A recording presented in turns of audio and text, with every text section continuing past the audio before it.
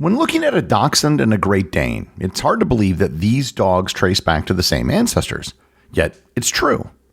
Through centuries of domestication and selective breeding, humans have transformed dogs into the most diverse mammal species known today. Yet, despite the incredible diversity in dog breeds, remarkably, they are all members of the exact same species.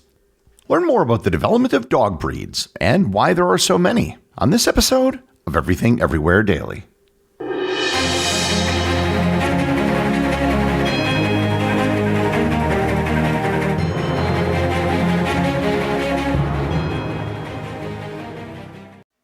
This episode is sponsored by Aura Frames. If you're looking for a gift for someone close to you, I highly recommend checking out Aura Frames. With Aura Frames, you can set it up in about 2 minutes and share memories all year long. You can upload directly from the Aura app on your smartphone and share your images more securely than email or social media. It can also display short videos up to 30 seconds long with audio. Aura Frames have meticulously calibrated high-resolution displays. Unless you look really closely or see a photo transition, you'd never even know it was a screen. I have an Aura frame in my house, and I love it as it's a great and simple way for me to display the many thousands of photos I've taken on my travels. For a limited time, save on the perfect gift by visiting auraframes.com to get $35 off Aura's best-selling Carver Mat frames, named #1 by Wirecutter, by using promo code DAILY at checkout. That's auraframes.com, promo code DAILY. The deal is exclusive to podcast listeners, and frames sell out fast, so order yours now to get it in time for the holidays. Support the show by mentioning it at checkout. Terms and conditions apply. This episode is sponsored by the Tourist Office of Spain. If you've been listening to this podcast long enough, you might think you know Spain. Well, think again. There is so much more to Spain than what most people think. In fact, every part of Spain is packed with history and culture. Extremadura in the west is home to fantastic Moorish architecture and Jamón Ibérico, the world's greatest pork product. In the north, Galicia, Asturias, and the Basque Country have stunning coastlines, amazing food, and unique cultures. The island of Lanzarote in the Canary Islands has a volcanic landscape, and the Tabernas Desert has been a filming location for many Western films. The city of Mérida has some of the greatest Roman ruins you'll find, and in Valencia, the home of paella, you can even find the Holy Grail. Plan your next trip and learn about all the lesser-known gems in Spain at Spain.info. Once again, that's Spain.info.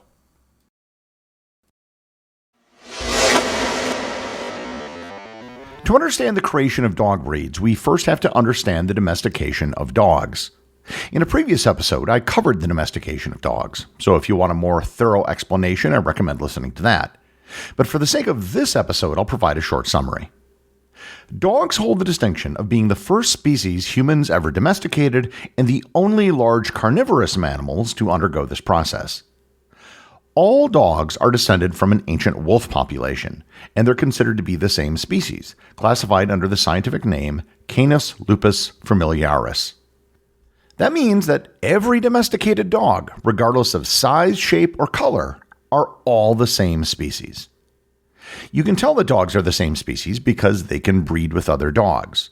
In scientific terms, a species is often defined as a group of living organisms that can interbreed and produce fertile offspring. While there are some exceptions to this rule, it does apply to dogs. And that means a Chihuahua and a Great Dane can technically interbreed with each other. Although in that particular case, there could be some logistical issues. Scientists debate the timing of dog domestication, but most research dates it to around 12,500 to 15,000 years ago. Although there are some researchers that claim it could be as early as 130,000 years ago. Dogs were the only species domesticated by hunter-gatherers, and the reasons as to why is debated, but the theories are as follows. 1. People domesticated dogs to help with hunting. 2. Wolves scavenged at human waste sites, making them more accustomed to people. Or 3, during the Ice Age, humans fed their surplus of lean meat to dogs, eliminating the natural competition between the two species. Regardless of how domestication occurred, the two species evolved alongside each other, and as they evolved, so did new practices, including selective breeding. Selective breeding is the reproduction of different plants or animals for specific traits. For dogs, selective breeding has occurred for thousands of years across different continents, countries, and cultures. Unlike many other domesticated species, dogs were initially bred for their behavioral traits rather than their physical traits. These behavioral traits may have initially just been tameness, with later skills such as tracking or herding being selected. The region where these dogs were bred also played a role in the development of different dog breeds. A good example of this is the herding trait. Scientists hypothesized that all herding dogs would be closely related genetically because of the trait that had been bred for, regardless of where they were selectively bred. However, they found that that was not true. In different countries, they prioritized different strategies for herding flocks and had slightly different genetic pools to work with. By prioritizing different herding skills, the genetic makeup was found to differ from what was assumed. Most of the dog breeds that we see in the world today can be traced back to Europe in the Victorian era about 150 to 200 years ago. The Darwinian theory of natural selection highly influenced dog breeding during this period. The process of selective or artificial breeding is similar to that of natural selection, except that instead of the species breeding for survival, humans intervene to select traits they want in an animal. So for dogs, if you want a specific coat color, you simply breed dogs with that coat color and try to make more of them. The Victorian expansion in dog breeds specifically saw more dogs bred for appearance than for behavioral traits. This led to drastic variation in body, skull, and limb proportions across species. As dogs are descended from ancient wolves, many of their distinct physical characteristics are linked to these ancestors. For example, traits like a dog's height can be traced specifically to a more northern species of ancient wolf. As dogs have been bred over the years, we have seen a distinction between modern and ancient breeds. Ancient dog breeds don't mean that the breed is extinct, instead they were just not developed during the Victorian era.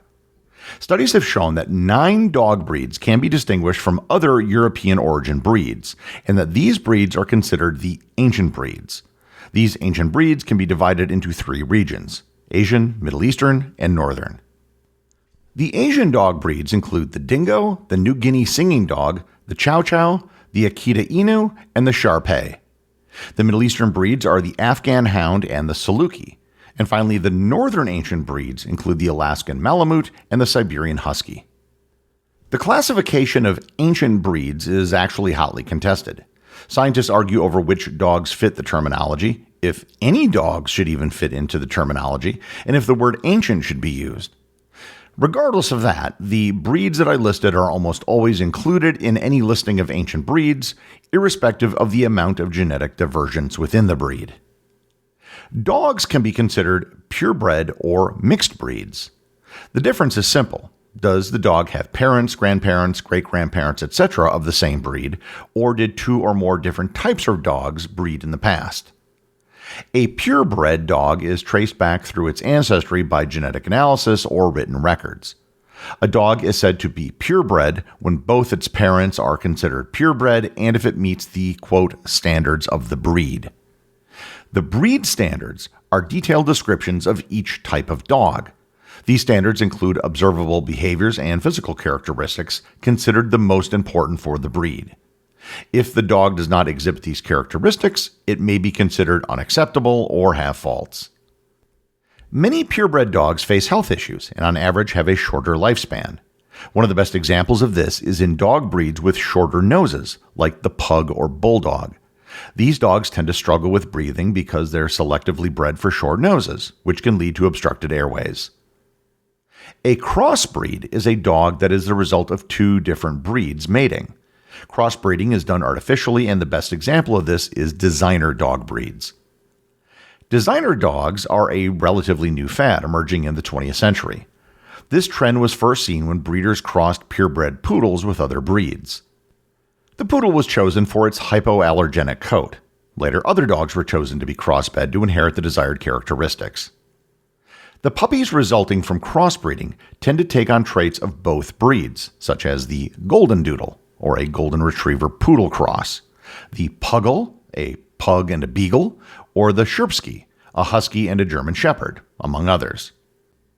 Crossbreeding can help eliminate some genetic problems, but it also carries its own health risks, though these are usually more apparent when 2 crossbreeds are bred together.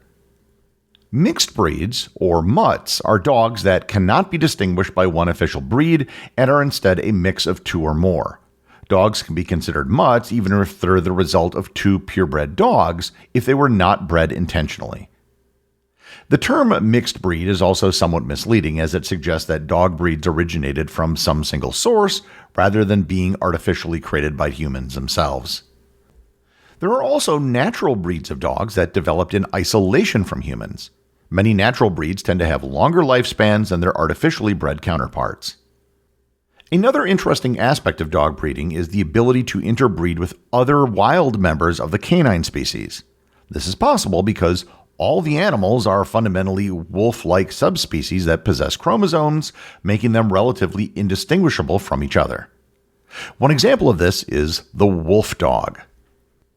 Wolves are slightly different from domestic dogs with longer legs, slimmer chests, and stronger jaws. When wolves and dogs breed, the ratio of dog to wolf varies from individual to individual. Typically, wolf dogs have narrow chests, long legs, and sharper teeth than domesticated dogs due to their wolf heritage. Interbreeding can also occur between domestic dogs and coyotes and dingoes. Interbreeding between coyotes and domestic dogs is rare due to their different breeding cycles, but interbreeding between dingoes and domestic dogs is actually rather common. Dingoes have been mating with domestic dogs for years and have become so widespread that many dingoes can be considered mixed breed dogs. Pure wild dingoes do exist in some areas and can be considered a midpoint between wolves and dogs. The legality of owning dog hybrids varies by area. In some areas, owning hybrids is completely illegal, in others it's regulated, and in others there are no laws whatsoever. There are many downsides to the selective breeding of dogs, the largest downside being the lack of genetic diversity. Genetic diversity is important because it helps species survive. Having more traits means the species will be better equipped to adapt to different environments and to face diseases. Losing this diversity can increase a species' vulnerability to these risks tenfold. In dogs, this is most notable in pure breeds, where it poses health problems. One of the best examples of this is with German Shepherds. German Shepherds have one of the lowest levels of genetic diversity of any dog breed, and this has led to numerous health problems. German Shepherds were first bred in the late 1800s. The goal was to breed for herding and guarding traits and to help protect sheep flocks. They were specifically bred for traits of intelligence and utility. Today, the breed's lack of genetic diversity has become a problem. Common disorders found within German Shepherds include elbow and hip dysplasia and neurological disorders like degenerative myelopathy, which is a progressive weakness and lack of coordination in the back legs, which can lead to paralysis. It is possible to protect purebred breeds from some of these health risks. The simplest solution is just to reduce inbreeding. By selecting mates with the least relation to each other, the two dogs will be less likely to share genetic conditions that could cause health problems. Another tool is to just increase the number of breeding dogs.